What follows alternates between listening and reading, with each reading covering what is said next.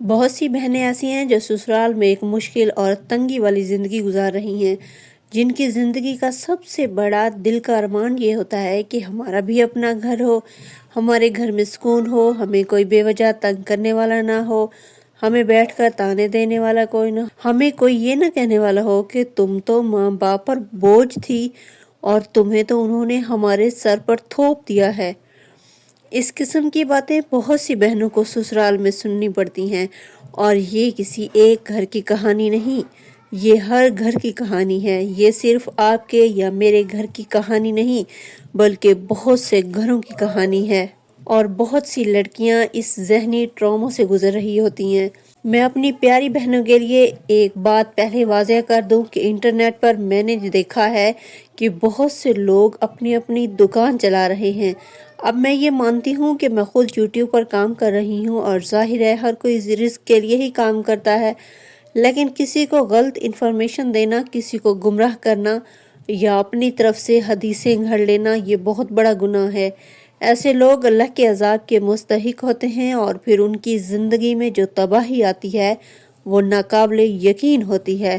یہ اللہ کی ناراضگی ہوتی ہے۔ براہ کرم ان ویڈیوز سے دور رہیں جن میں کہا جاتا ہے کہ یہ پڑھ لو، وہ کر لو، پوری رات ایک ٹانگ پر کھڑے ہو کر یہ پڑھ لو یا فلاں چلا کاٹ لو۔ یہ سب فضول باتیں ہیں۔ اسلام بہت آسان ہے۔ ہمارے نبی صلی اللہ علیہ وآلہ وسلم نے ہمیں بہت آسان راستے بتائے ہیں۔ چھوٹی چھوٹی باتیں، چھوٹے چھوٹے پوائنٹس جنہیں ہم نظر انداز کرتے ہیں، اللہ رب العزت نے انہی میں ہماری کامیابی رکھی ہے۔ سو پیاری بہنوں، سب سے پہلے نماز کی پابندی آپ کے لیے بہت ضروری ہے۔ ہمارے پیارے نبی صلی اللہ علیہ وآلہ وسلم کے پاس ایک صحابی آئے اور انہوں نے عرض کیا کہ یا رسول اللہ، رزق میں بہت تنگی ہے۔ تو نبی کریم صلی اللہ علیہ وآلہ وسلم نے فرمایا کہ وضو کی پابندی کرو، اللہ تمہارے رزق میں وسعت عطا فرمائے گا۔ ہم مومن ہیں، ہمارا فرض ہے کہ ہم باوضو رہیں۔ 5 وقت نماز کے لیے وضو تو کرتے ہیں، لیکن کوشش کریں کہ ہمیشہ وضو کی حالت میں رہیں۔ جو شخص وضو میں رہتا ہے وہ اللہ کی نظر میں رہتا ہے، اور اس پر اللہ کی نعمتوں کی بارش ہوتی رہتی ہے۔ پیاری بہنوں، یہ نہ کہا کرو کہ ہم نے استغفار شروع کیا تو ہم پر آزمائشیں آ گئیں۔ آزمائشیں تو اللہ اپنے پیاروں پر ہی بھیجتا ہے۔ انبیاء علیہ السلام کی زندگیاں آزمائشوں سے بھری ہوئی تھیں۔ مومن کی زندگی میں آزمائش آنا لازم ہے۔ دنیا مومن کے لیے قید خانہ ہے اور کافر کے لیے جنت ہے۔ اصل زندگی تو آخرت کی ہے جو ہمیشہ رہنے والی ہے۔ اگر آپ پر آزمائش آ رہی ہے تو خوش ہو جائیں، ہو سکتا ہے اللہ آپ سے راضی ہو رہا ہو۔ آزمائش کے وقت اللہ کا شکر ادا کریں، روزانہ کم از کم ایک تسبیح الحمدللہ کی ضرور پڑھیں۔ اب میں آپ کو وہ دعا بتاتی ہوں جو وضو کے بعد پڑھنی ہے۔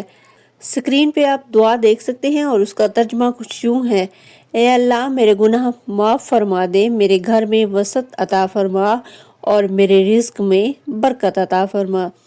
اس دعا کو اپنی زندگی کا حصہ بنا لیں، اللہ پر یقین رکھیں۔ میں نے خود اس دعا کے بعد اپنی زندگی میں بہت ساری تبدیلیاں دیکھی ہیں۔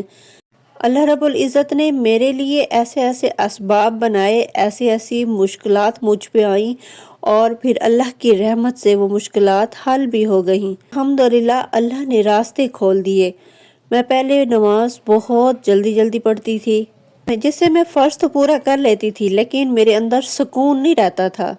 اور جب سے الحمدللہ میں نے نماز سکون سے پڑھنا شروع کی ہے، تو آہستہ آہستہ نماز نے میری زندگی میں سکون لانا شروع کر دیا ہے۔ پھر میں نے الحمدللہ استغفار کی عادت ڈالی۔ ہر نماز کے بعد 100-200 مرتبہ استغفار پڑھتی ہوں۔ پھر درود شریف بھی لازمی پڑھتی ہوں۔ اگر نماز کے بعد ٹائم نہ ملے تو میں چلتے پھرتے پڑھ لیتی ہوں۔ اب تو الحمدللہ اٹھتے بیٹھتے زبان پر استغفار اور درود شریف جاری رہتا ہے۔